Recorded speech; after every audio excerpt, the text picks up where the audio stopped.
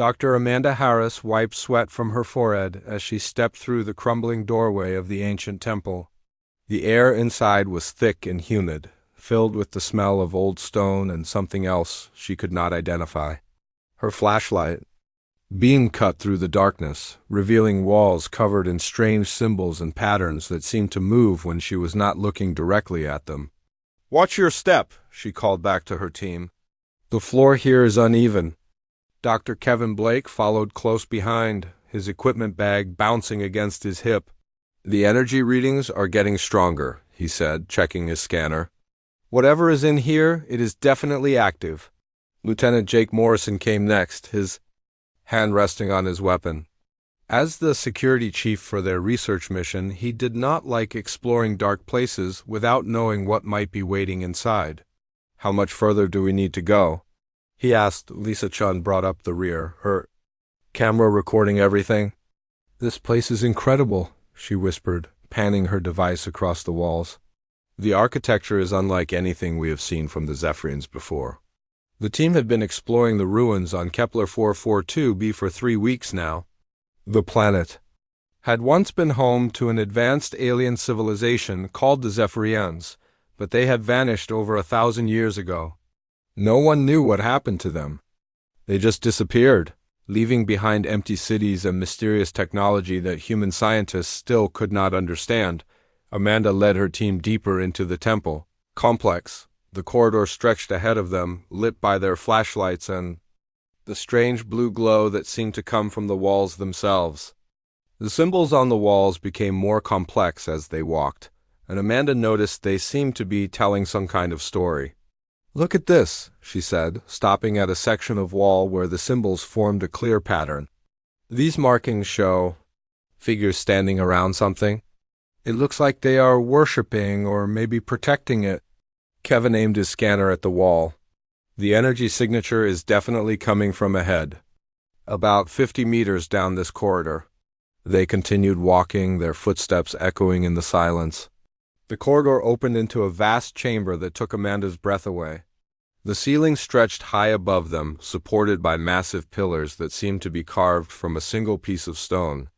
Crystalline formations jutted from the walls, glowing with soft light that filled the space with an otherworldly beauty. But it was the center of the chamber that made them all stop and stare. A figure stood there, motionless and perfect. It was humanoid, but clearly not human. The being was tall and elegant, with long limbs and features that seemed too beautiful to be real. Its skin appeared to be carved from white stone, but it had a warmth to it that made Amanda think of living flesh. The figure wore flowing robes that seemed to move slightly, as if stirred by a breeze that none of them could feel. Most striking were the figure's eyes. They were closed, with long lashes that cast shadows on its cheeks. Its hands rested peacefully at its sides, and its head was tilted slightly upward, as if it were listening to something far away. "Is that a statue?" Lisa asked, her voice barely above a whisper. Amanda approached slowly, her heart racing. The craftsmanship was extraordinary. Every detail was perfect, from the texture of the skin to the way the robe seemed to flow around the figure's body. She had never seen anything like it. "The energy readings are off the charts," Kevin said, his voice filled with excitement. "This thing is practically humming with power." Jake kept his distance, his hand still on his weapon. Could it be some kind of robot? Maybe a guardian left behind to protect the temple? Amanda walked around the figure, examining it from every angle. "Look at the detail in the face," she said. "The way the lips are slightly parted like it is about to speak. And the expression is so peaceful, so lifelike." She reached out to touch the figure's arm, then pulled her hand back. "It feels warm," she said, surprised. "Not like stone at all." Kevin joined her, scanning the figure with his equipment. "The material is unlike anything in our databases. It seems to be some kind of organic compound, but it is harder than diamond. And the energy signature suggests there is something active inside it." "Active how?" Amanda asked. "I am not sure. It is almost like there are electrical patterns running through it, brain patterns, maybe." Lisa was documenting everything with her camera. "Do you think it could be preserved somehow?" Like, maybe this is not a statue at all, but an actual Zephyrian in some kind of stasis? Amanda studied the figure's face more closely. The features were alien, but somehow familiar. The bone structure was different from humans, more refined and delicate. But there was something in the expression that spoke to her, something that transcended species. If it is in stasis, what would wake it up? She wondered aloud. Kevin checked his readings again. The energy patterns are consistent with deep hibernation or suspended animation, but I have no idea what the trigger mechanism might be. Jake was growing impatient. We should get back to the ship and report this. Let the science team figure out what we are dealing with. But Amanda was fascinated. She had spent her entire career studying ancient civilizations, but she had never encountered anything like this. The figure seemed so real, so alive. She found herself imagining what it would be like to speak with someone who had lived 1,000 years ago, to learn about the Zephyrian civilization from someone who had actually been there.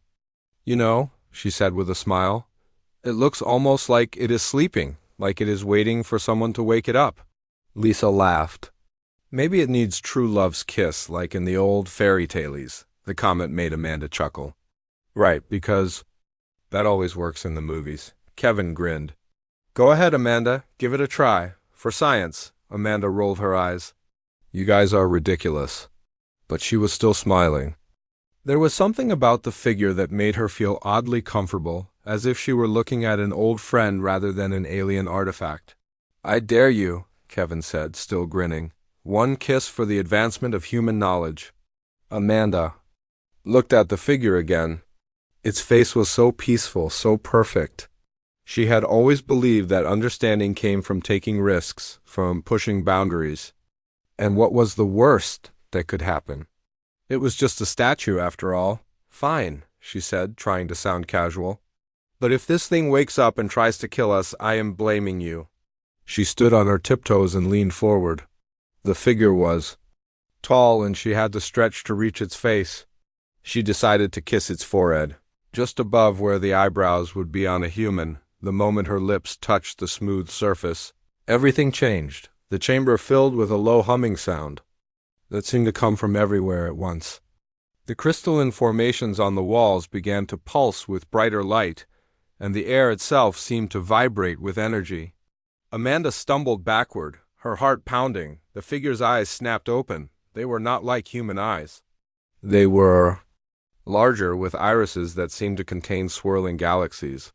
They fixed on Amanda with an intensity that made her feel as if she were being examined at the deepest level of her being. The figure took a breath, the first it had taken in 1,000 years. When it spoke, its voice was like music, resonating through the chamber in perfect English. Finally, it said, its gaze never leaving Amanda's face. I have been waiting so long for someone to find me. Amanda's team stood frozen, unable to process what they were seeing. The statue was alive. It was talking to them. The figure stepped down from its pedestal with fluid grace. My name is Zara, it said. I am a guardian of the Zephyrian people, and I must tell you something very important. Zara's expression grew serious, and her beautiful features took on a look of deep sadness. Your species is doomed. Amanda stared at the being who called herself Zara, her mind struggling to process what was happening. The figure that had been a statue moments ago was now standing before them, breathing and speaking. Her galaxy-filled eyes seemed to look right through Amanda, as if she could see every thought and feeling. You can understand us? Amanda managed to say, her voice barely above a whisper. Zara nodded, her movements graceful and fluid. I can understand many languages. My people designed us guardians to communicate with different species. When I was placed in stasis, I absorbed the knowledge patterns around me. Your language is quite interesting, actually. So many variations and emotions packed into simple sounds. Jake stepped forward, his hand still on his weapon. What do you mean our species is doomed? Are you threatening us? Zara looked at him with what seemed like genuine surprise. Threatening you? No, human, I'm trying to warn you. There is something coming that will destroy everything you have built. Everything you are. Kevin was frantically scanning Zara with his equipment. The energy readings are incredible. She is generating more power than our ship's main reactor. How long have you been sleeping? Lisa asked, her camera still recording everything. 1,043 of your years, Zara replied. I have been waiting for someone to find me.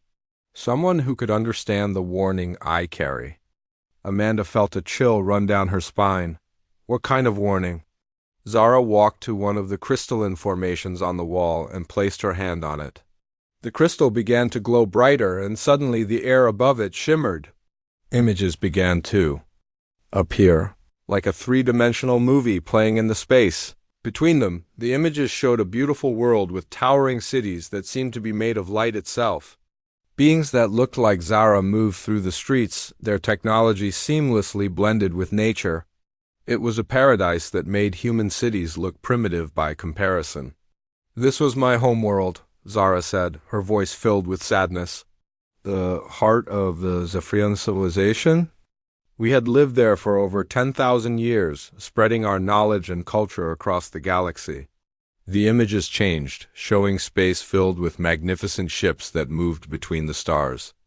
Zara's people had built an empire that spanned hundreds of worlds, each one more beautiful than the last.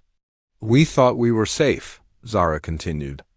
We had advanced technology, powerful weapons, and the wisdom of ages. We believed nothing could threaten us. Amanda watched in fascination as the images showed the daily life of the Zephyrians. They seemed to live in perfect harmony with their environment, their technology so advanced it appeared almost magical. What happened? She asked. The images changed again, and this time they showed something that made Amanda's blood run cold. A darkness was spreading across the galaxy, consuming everything in its path. Stars disappeared, planets vanished, and entire solar systems were erased from existence. The Void Harvest, Zara said, her voice heavy with grief. It came from beyond our galaxy, from somewhere outside normal space and time. We did not understand what it was at first. We thought it was a natural phenomenon, like a cosmic storm that would pass.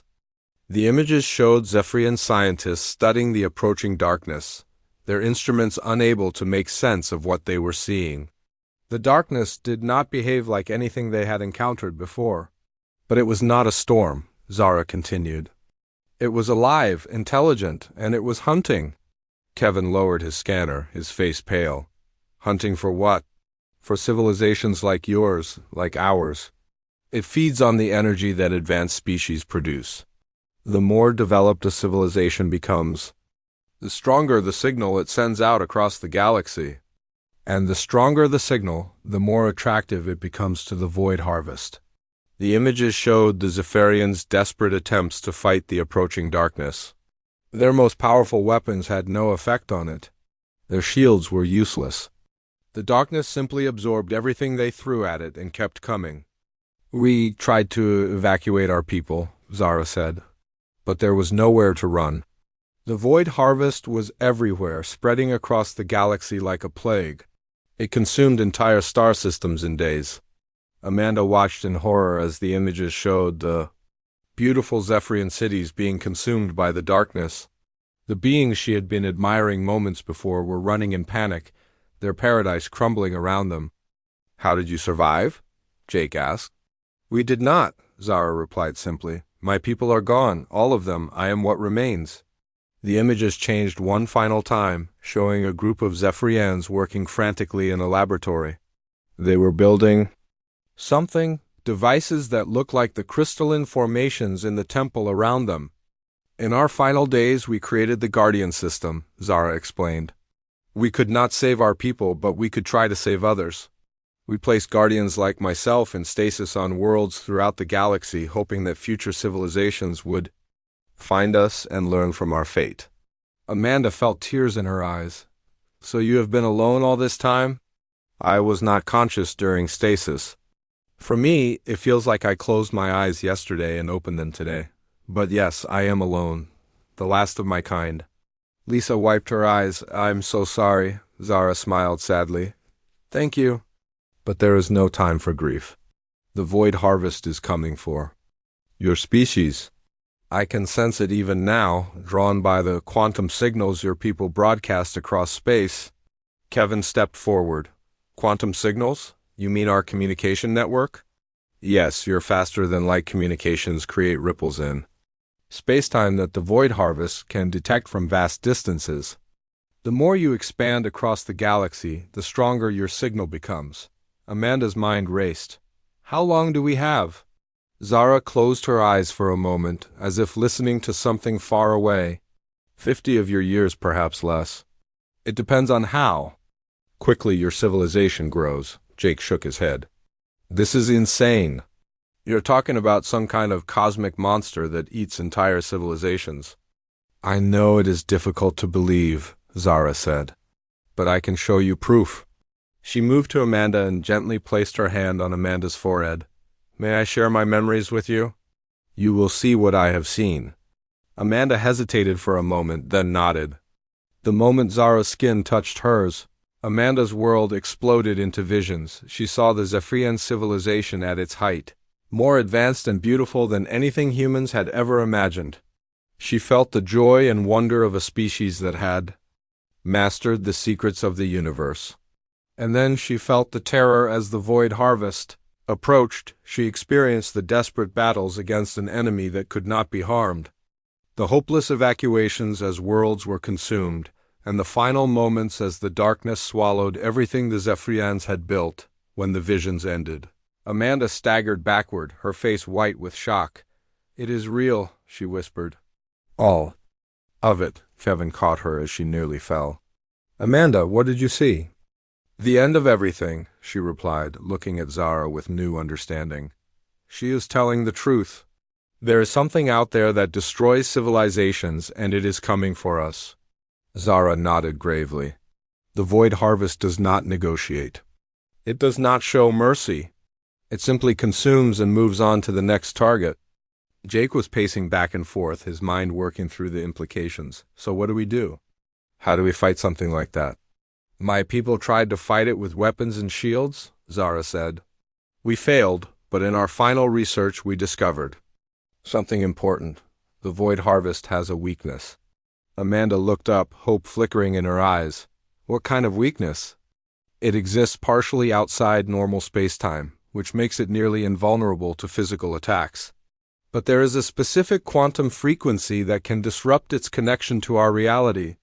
If generated with enough power, it could force the entity back to wherever it came from. Kevin was already pulling out his equipment. What frequency? Can you give us the specifications? I can do better than that, Zara said. I can help you build the device needed to generate it. But it will require resources and cooperation on a scale your species has never attempted. Lisa was still recording everything. What kind of resources? Every quantum communication relay in your space network will need to be modified. Every ship with faster-than-light capability will need to participate, and the timing must be perfect. Across dozens of star systems. Amanda stood up straighter, her scientific mind already working on the problem. That sounds impossible. It is nearly impossible, Zara agreed. My people were too scattered, too focused on individual survival to coordinate such an effort. But I have observed your species through your broadcasts and communications. You have something we lacked. What is that? Amanda asked. You work together? Even when you disagree, even when you fight among yourselves, you find ways to cooperate. When faced with a common threat. That may be enough to save you. Jake stopped pacing and looked at Zara. You really think we can do this? I think you are the first species I have encountered that has a chance, Zara replied. But we must act quickly. The Void Harvest grows stronger as it approaches, and your quantum communications continue to draw its attention. Amanda looked around at her team. They were all staring at her, waiting for her to make a decision. She thought about the beautiful Zephyrian civilization she had seen in the visions and how it had been completely destroyed. She thought about Earth, about all the human colonies spreading across the galaxy. The journey back to the New Horizon took 3 hours through the jungle. Terrain of Kepler 442b. Zara moved with surprising grace despite not having walked for over 1,000 years. She seemed fascinated by everything around her, touching leaves and examining flowers as if seeing nature for the first time. "Your planet Earth must be very different from this world," she said to Amanda as they walked. "Very different," Amanda replied. "Earth has blue oceans and green forests, cities made of metal and glass, and over 8 billion people living there." Zara stopped walking for a moment. 8 billion? That is more people than lived on all Zephyrian worlds combined. When they reached the ship, Captain William Stone was waiting for them on the landing ramp. He was a tall man with gray hair and sharp eyes that missed nothing. His expression grew more confused by the second as he watched the team approach with their unexpected companion. "Dr. Harris," he said slowly, "would you care to explain who this is and why she looks exactly like the alien statues we have been cataloging?" Amanda took a deep breath. "Captain, this is Zara. She is a Zephyrian guardian who has been in stasis for over 1,000 years, and she has information that could save humanity." Captain Stone looked at Zara, then back at Amanda. 1,000 years? "Dr. Harris, have you been exposed to any unknown substances down there?" "Should I call the medical team?" "I know how it sounds," Amanda said. "But she is real, and what she knows is vital to our survival." Zara stepped forward and bowed slightly. "Captain Stone, I understand your doubt. Perhaps I can demonstrate the truth of our words." She walked over to the ship's external data port and placed her hand on it.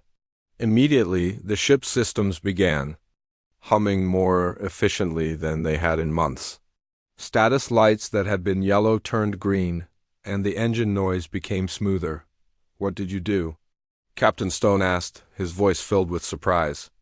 "I optimized your power distribution systems and corrected several minor faults in your navigation computer," Zara replied. "Your ship will now run 17% more efficiently." Kevin was already checking his scanner readings. "Captain, her energy signature is unlike anything we have ever encountered. She is definitely not human." Captain Stone studied Zara for a long moment, then gestured toward the ship. "All right, let's take this conversation inside. I want to hear everything." They gathered in the ship's main conference room. Captain Stone listened in growing disbelief as Amanda and her team explained what they had discovered. When they finished, he sat in silence for several minutes. "So you are telling me," he finally said, "that there is a cosmic entity that eats entire civilizations, and it is coming for Earth?" "That is correct," Zara replied. "The Void Harvest follows a predictable pattern. It is drawn to advanced civilizations that use quantum communication technology. The more your species expands across the galaxy, the stronger your signal becomes." Captain Stone shook his head. "This is madness. Things like that don't exist." "They do exist," Zara said sadly. "I have seen them destroy my people. I have felt entire worlds disappear from existence." "Prove it," Captain Stone said. "Show me something that will make me believe this story." Zara looked around the room, then focused on the ship's main computer terminal. "May I access your ship's database?" Captain Stone hesitated, then nodded. "Go ahead." Zara placed her hand on the terminal, and the screen immediately filled with data. She pulled up star charts showing the region of space where the Zephyrian civilization had once existed. "Look at this sector," she said, pointing to a dark area on the map. "Your instruments show it as empty space, but it should contain over 200 star systems." Captain Stone leaned forward, studying the charts. "That is impossible. Stars don't just disappear." "They do when the Void Harvest consumes them," Zara replied. "Everything in that region once teemed with life. Now there is nothing but empty space." She manipulated the display, showing historical data from Earth's deep space telescopes. "Your scientists have noticed anomalies in that region. Stars that were cataloged centuries ago are no longer there. They assumed it was an error in the old records." Kevin was running calculations on his equipment. "The energy required to destroy entire star systems would be beyond anything we can imagine." "The Void Harvest does not destroy," Zara corrected. "It consumes." It takes the matter and energy and incorporates it into itself. That is how it grows stronger. Captain Stone was quiet for a long time, studying the data. Finally, he spoke. Assuming this is true, what do you expect us to do about it? We must warn Earth, Amanda said. Humanity needs to know what is coming. And then what? How do we fight something that can eat stars? Zara leaned forward. My people discovered that the Void Harvest has a weakness. It exists partially outside normal spacetime, which makes it nearly invulnerable to physical attacks. But there is a specific quantum frequency that can disrupt its connection to our reality. What kind of frequency? Captain Stone asked. I can provide the exact specifications. But generating it requires coordination on a massive scale. Every quantum communication relay in human space would need to be modified. Every ship with faster-than-light capability would need to participate. Captain Stone laughed bitterly. Do you have any idea how many different governments, corporations, and military organizations control those systems? Getting them to agree on lunch would be difficult, let alone something like this. That is why we must convince them of the threat. Amanda said, show them what Zara showed us. Will they believe it? Lisa asked. I mean, it sounds like science fiction. They will have to believe it, Zara said. The alternative is extinction. Captain Stone stood up and walked to the window overlooking the alien landscape. How long do we have? But based on the current rate of expansion of your quantum communication network, approximately 50 years, Zara replied. But that assumes your growth rate remains constant. If your civilization expands faster, the Void Harvest will arrive sooner. 50 years, Captain Stone repeated. That is not much time to reorganize all of human civilization. It is more time than my people had, Zara said quietly. We only had 5 years from the time we detected the Void Harvest until it reached our core worlds. Amanda felt a chill. 5 years? But you said you had advanced technology, thousands of years of development. We did. But we were scattered across the galaxy, each world focused on its own concerns. We could not coordinate a response quickly enough. By the time we realized the scale of the threat, it was too late. Kevin was taking notes furiously. What exactly would we need to do to generate this frequency? Zara turned to him. Your quantum communication network would need to be synchronized across all human space. Every relay station, every ship, every colony would need to transmit the same frequency at exactly the same moment. That level of coordination has never been attempted, Captain Stone said. The timing alone would be nearly impossible. Nearly impossible is not the same as impossible, Zara replied. My people made the mistake of trying to solve the problem individually. Each world tried to build its own defense. But your species has something we lacked? What is that? Amanda asked. You work together instinctively. Even when you disagree, you find ways to cooperate when faced with a common threat. I have observed your history through your data transmissions. You have united your entire planet, established colonies across dozens of star systems, and built a communication network that spans light years. Captain Stone turned back to the group. You really think we can do this? I think you are the first species I have encountered that has a chance, Zara said, but we must act quickly. The longer we wait, the stronger the Void Harvest becomes. Amanda stood up. Captain, we need to return to Earth immediately. Every day we delay could be crucial. Captain Stone nodded slowly. All right. I will contact Earth Command and request immediate return authorization. But I want you to understand something, Dr. Harris. If we present this information to the authorities and they think we have lost our minds, it could end all of our careers. If we don't present this information, there won't be any careers to worry about, Amanda replied. Captain Stone activated the ship's communication system. This is New Horizon requesting immediate return to Earth. Priority Alpha authorization required. The response came quickly. New Horizon, this is Earth Command. State the nature of your emergency. Captain Stone looked at his team, then back at the communication panel. Earth Command, we have discovered information regarding a potential threat to human civilization. We require immediate debriefing with the highest authorities. There was a long pause before the response came. New Horizon, you are cleared for immediate return to Earth. Proceed to Luna Station for full debriefing. As the ship prepared for departure, Amanda found herself standing next to Zara in the observation deck. The alien woman was looking out at the stars, her expression thoughtful. "Are you afraid?" Amanda asked. "I am terrified," Zara replied honestly. "Not for myself, but for what will happen if we fail? I have seen what the Void Harvest does to civilizations. I have felt the silence that follows its passage." "We won't fail," Amanda said, though she was not sure she believed it herself. "I hope you are right," Zara said. "Your species has impressed me in ways I did not expect. You have accomplished things my people never dreamed of." The journey to Earth took 2 weeks. During that time, Amanda worked closely with Zara to prepare their presentation for the authorities. They created detailed reports, gathered evidence, and practiced explaining the threat in ways that Earth's leaders would understand. Zara spent most of her time studying human history and culture through the ship's database. She was particularly fascinated by humanity's tendency to unite in the face of crisis. "Your species fought 2 world wars, then came together to explore space," she told Amanda one evening as they reviewed their notes. "You have conflicts between different groups, but when something threatens all of you, you find ways to work together." "It is not always easy," Amanda replied. "People have different ideas about how to solve problems." "That is what makes you strong," Zara said. "My people always sought perfect solutions. We would spend years debating the best approach while the problem grew worse.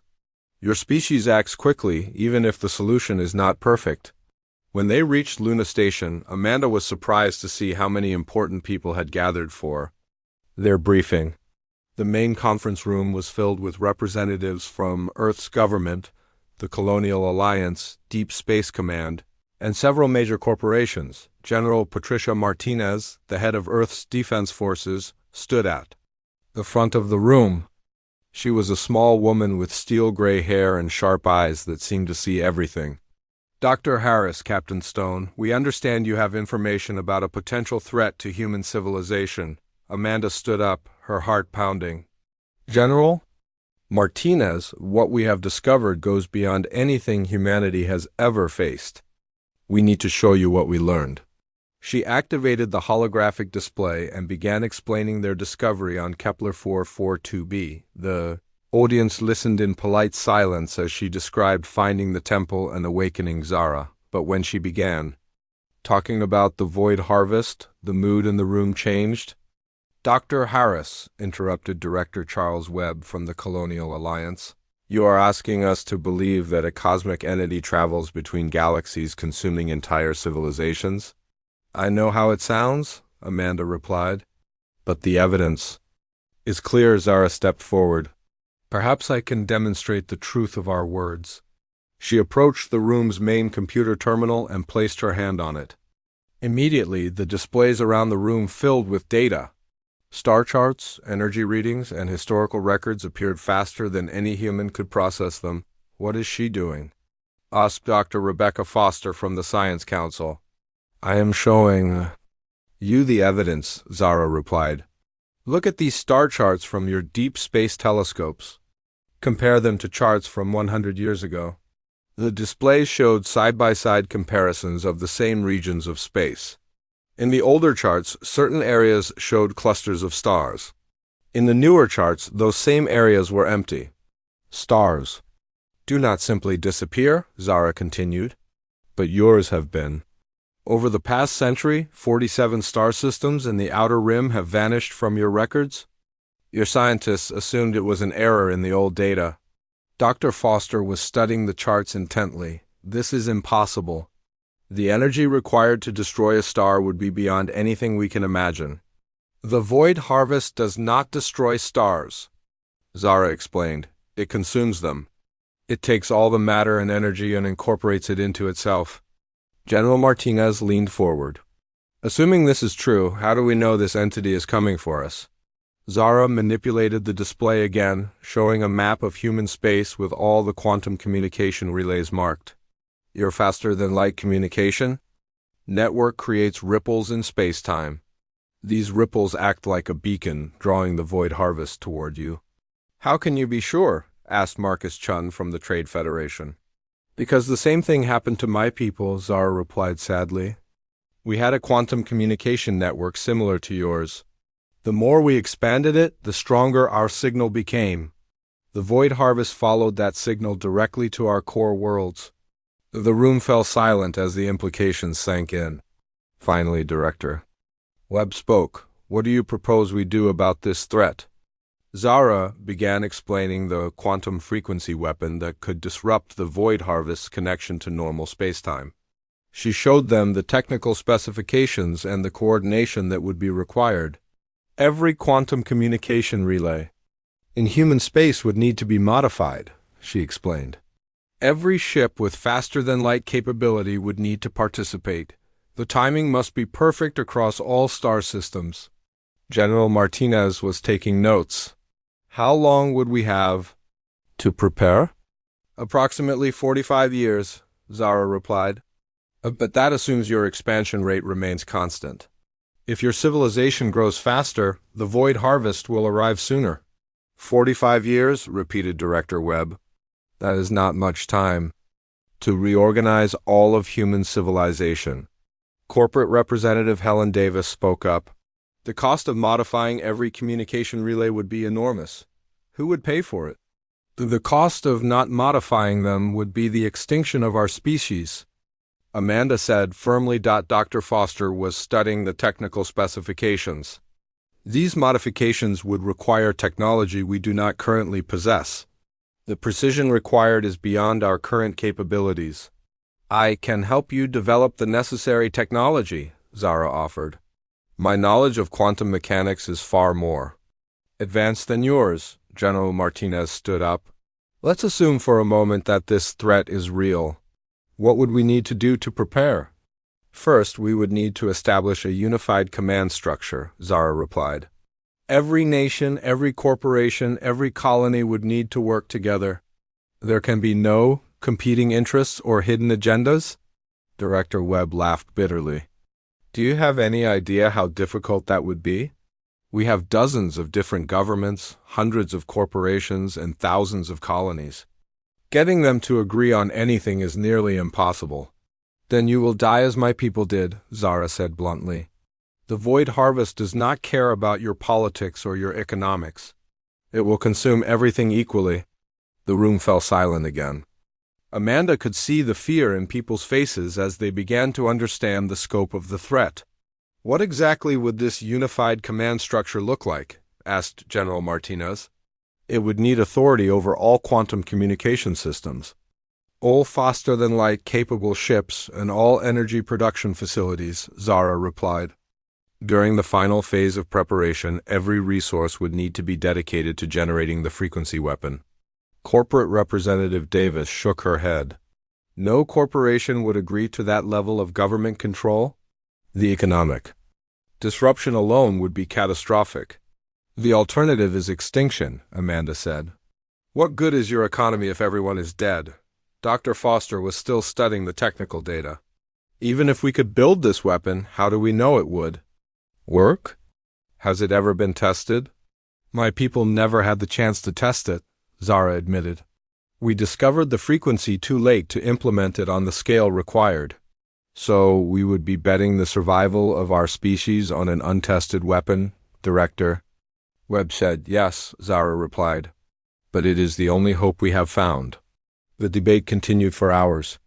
Some people wanted more proof, others questioned the cost, and a few suggested that 45 years was too far in the future to worry about. But gradually the weight of evidence began to convince them. Dr. Foster was the first to fully accept the threat. The mathematical models are consistent, she announced. If this entity exists and operates as described, it poses an existential threat to human civilization. General Martinez nodded. The strategic implications are clear. We need to begin preparation immediately. But Director Webb was still skeptical. The political challenges are enormous. How do we convince every government and corporation to surrender control of their most valuable assets? We show them what I showed you, Zara said. We make them understand that their choice is cooperation or extinction.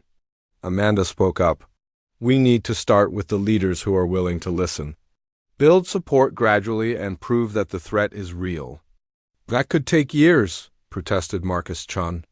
We have years, General Martinez pointed out. 45 of them, according to our new friend here. Over the following weeks, the information spread through human space. The initial reaction was mixed. Some leaders immediately began preparing for the threat, while others dismissed it as science fiction. But as more evidence was presented and more experts studied the data, support for preparation began to grow. The project was given the name Resonance Protocol and placed under the joint authority of Earth's government and the Colonial Alliance. Dr. Harrison Webb, the galaxy's leading expert on quantum mechanics, was put in charge of the technical aspects. Zara worked closely with Dr. Webb to develop the modifications needed for the quantum communication network. The work was incredibly complex, requiring precision beyond anything humans had ever attempted. Your species has a remarkable ability to solve problems through trial and error, Zara told Amanda one day as they watched the first prototype being tested. My people would have spent decades perfecting the theory before building anything. Sometimes you have to try something to see if it works, Amanda replied. The first year of preparation was chaotic. Different groups had different ideas about how to proceed, and coordination was difficult. But gradually a system began to emerge. 43 years had passed since Amanda first kissed the statue that changed everything. She was now 68 years old, with gray hair and lines on her face that spoke of decades spent worrying about humanity's future, but her eyes still held the same curiosity and determination that had awakened Zara all those years ago. The final preparations for the Resonance Protocol were complete.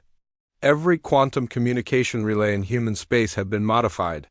Training programs had prepared millions of technicians, scientists, and military personnel for their roles. Backup systems had been installed on every major world. Amanda stood in the command center on Luna Station, watching the displays that showed humanity's progress. Ships from every nation, corporation, and colony had gathered at designated points throughout human space. The coordination was perfect, a testament to humanity's ability to work together when their survival was at stake. Status report, called out General Martinez, now in her 70s but still sharp as ever. All systems are ready, replied Dr. Webb, whose hair had gone completely white during the decades of preparation. 47 star systems reporting full readiness. Quantum communication network is synchronized and stable. Zara stood beside Amanda, looking exactly as she had 4 decades ago.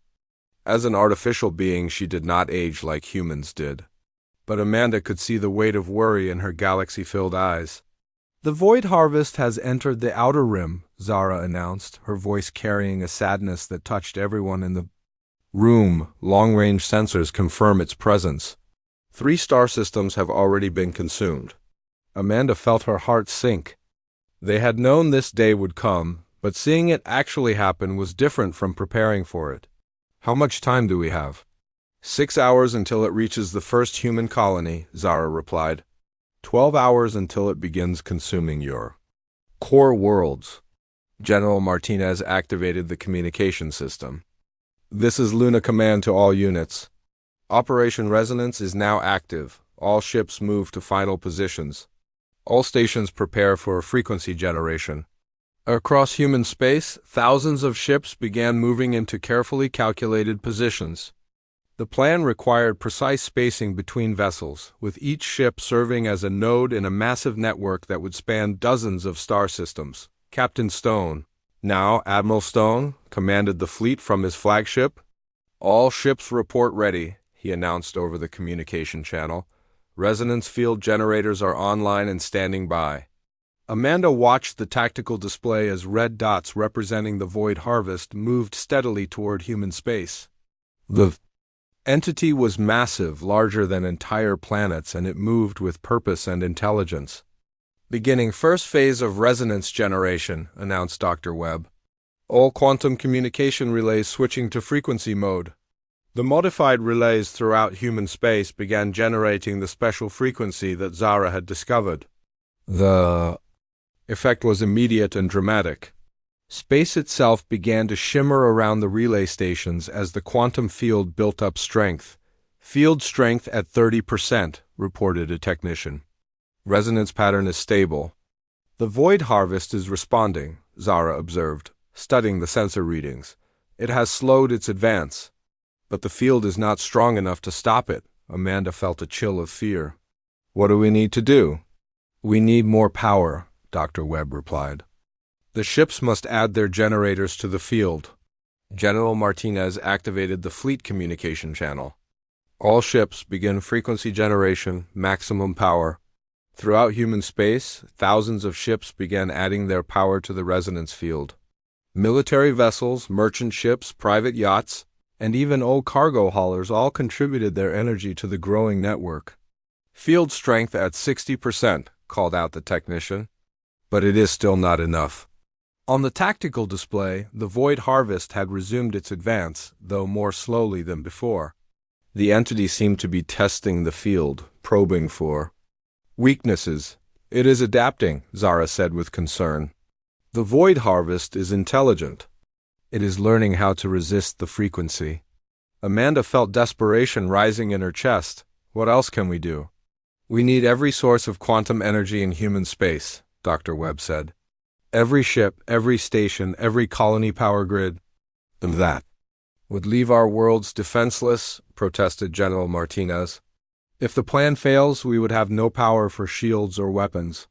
If the plan fails, shields and weapons will not matter, Zara replied. The void harvest will consume everything. Regardless, General Martinez made the hardest decision of her career. All colonies, all stations, all facilities. Redirect all available power to the resonance field, everything we have. The response was immediate. Across human space, power grids were redirected, backup generators were activated, and even emergency systems were brought online. The resonance field grew stronger with each passing minute. Field strength at 85%, reported the technician. The void harvest has stopped advancing. For a moment, hope filled the command center. But then the readings changed. It is adapting again, Zara said urgently. The entity is modifying its quantum signature to resist the frequency. On the display, the void harvest began moving forward again, pushing through the resonance field like a swimmer moving through thick water. We need more power, Dr. Webb said desperately. But we have used everything we have. Amanda stared at the display, watching humanity's greatest efforts slowly fail. Then she had an idea. What about the ships that are not part of the network? She asked. The ones that are too small or too old to contribute? There are thousands of them, Admiral Stone replied over the communication channel. But their generators are too weak to make a difference. Not individually, Amanda said, but together? Dr. Webb was already running calculations. It might work.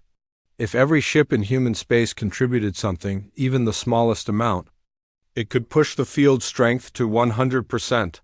That includes civilian vessels, General Martinez pointed out. Ships that were never designed for military operations. Then we asked them to volunteer, Amanda said. This is about the survival of our species. People will understand. The call went out across human space. Every ship, no matter how small or old, was asked to contribute to the resonance field. The response was overwhelming. Merchant captains abandoned their cargo runs. Tourist ships changed course to join the network. Even pirates emerged from hiding to add their vessels to the effort. Field strength at 95%, called out the technician. The void harvest has stopped again. But Amanda could see from Zara's expression that it was not over yet. It is trying to break through, Zara reported.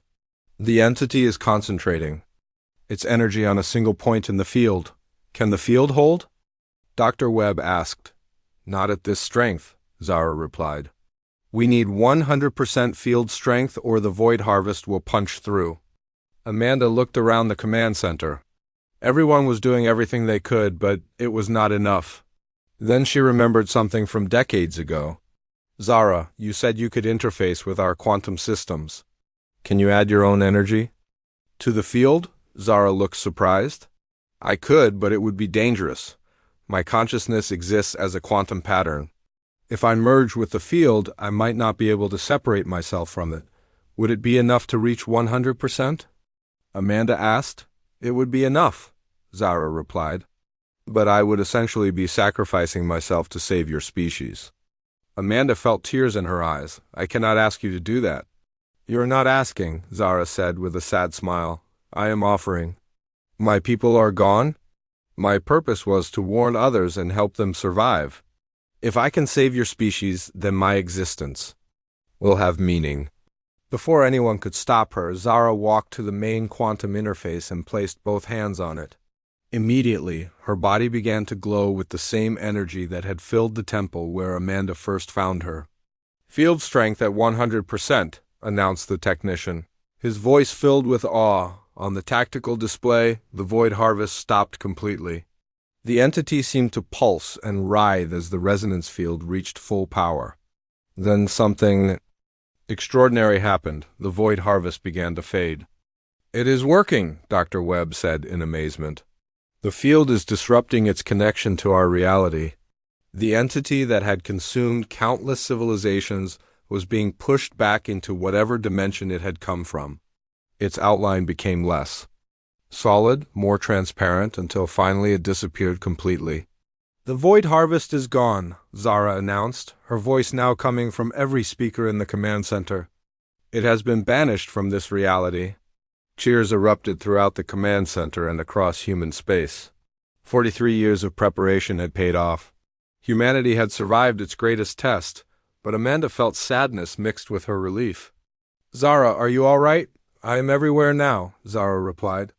My consciousness is spread throughout your quantum network. I can see all of human space, feel every ship and station.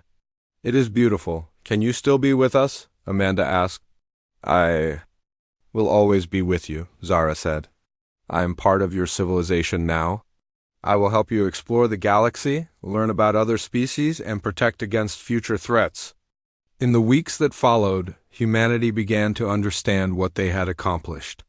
They had not just survived the void harvest, they had created something new. The quantum network that had saved them also connected every human world in a way that had never